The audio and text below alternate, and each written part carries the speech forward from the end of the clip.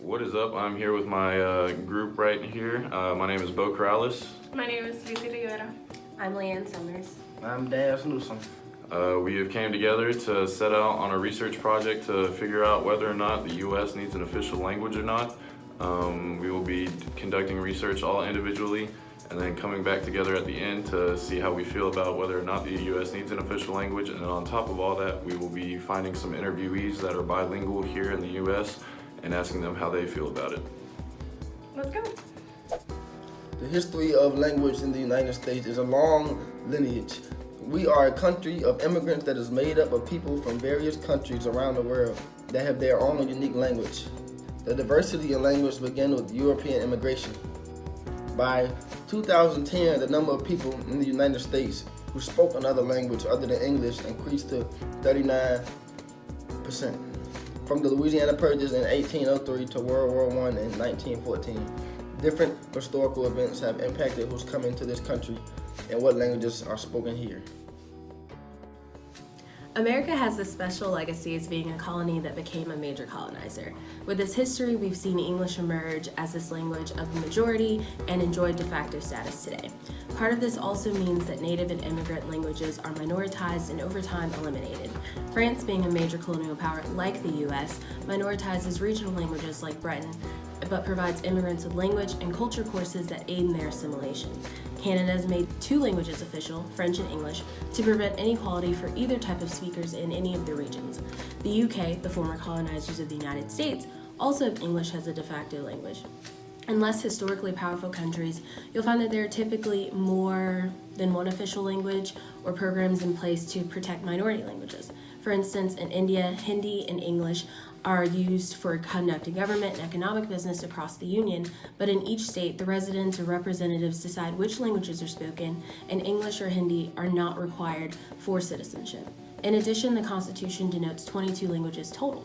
Because of the wealth of languages spoken by residents and its special place in the history of colonialism, the United States has many models for what can be done and the consequences associated with either officializing or minoritizing languages.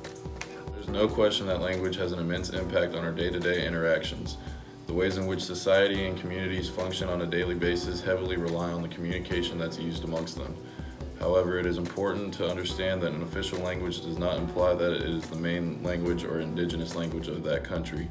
There are several cases where the countries around the world have a language that fulfills their legal status, but the general population rarely uses that language. Bilingual countries like Canada that speaks French and English will favor one language over the other depending on the region that they're in.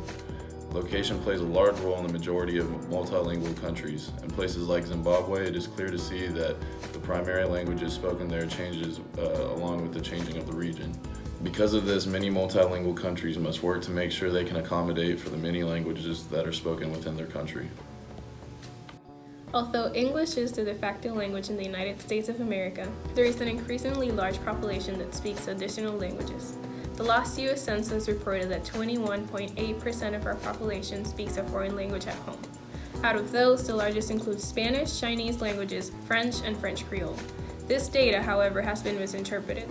The growth of additional languages only signifies that U.S. natives are becoming multilingual.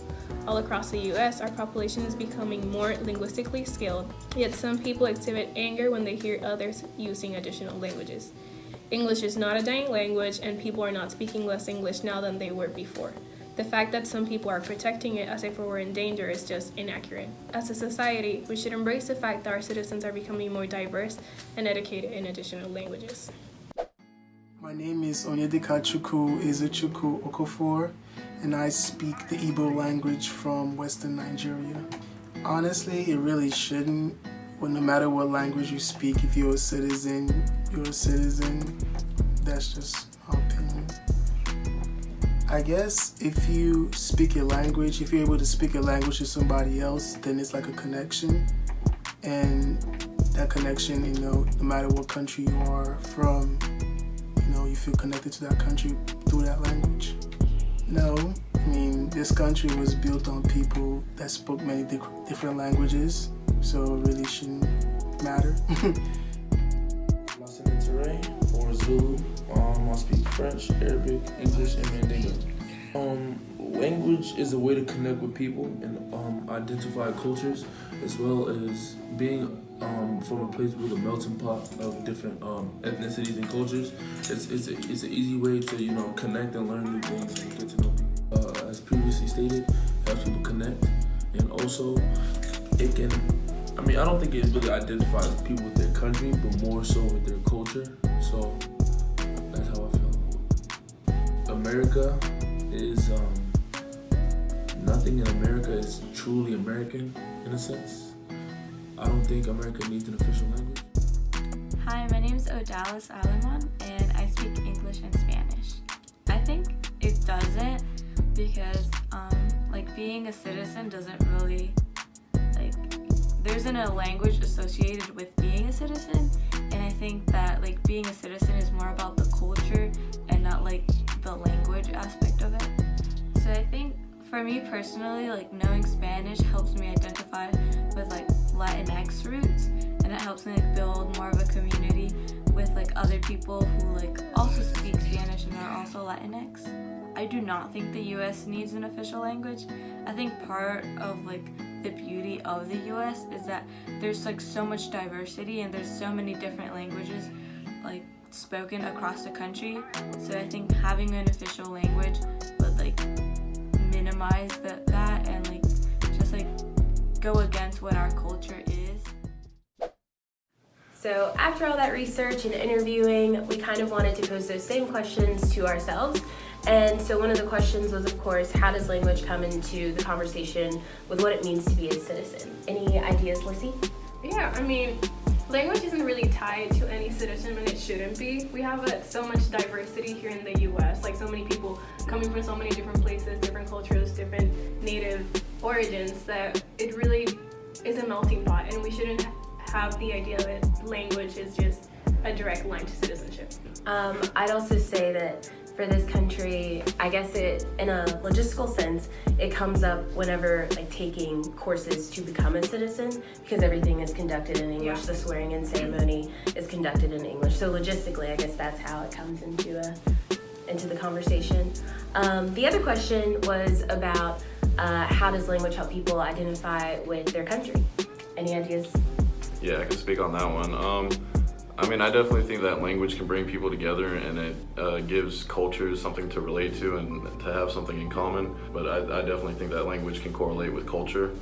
But going back to what she said, I don't think that it necessarily has to mean citizenship. Yeah, I think that language allows you to kind of enjoy your membership in different spheres.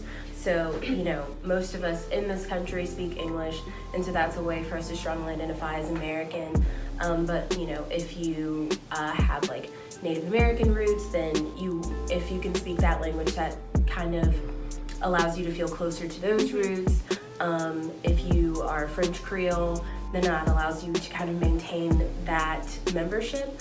So I think that's how language can kind of factor into who we are as individual people. Absolutely. It gives you a sense of identity, in a sense if you can speak another language and there's somebody else that you can speak it with. It's like you were saying, it brings you together and you're able to share that bond that a lot of people cannot share. Being understood in different languages and through different types of cultural relations is something that's really great for people, I think. Me personally, I think we should not have an official language for the U.S.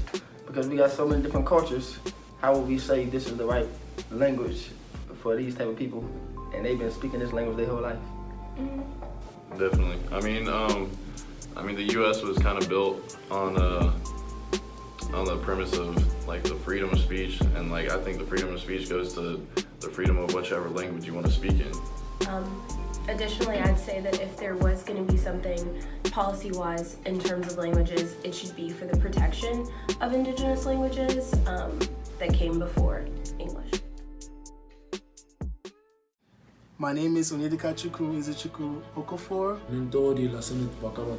Mi nombre es Odalis Aleman. and I'm citizen United States.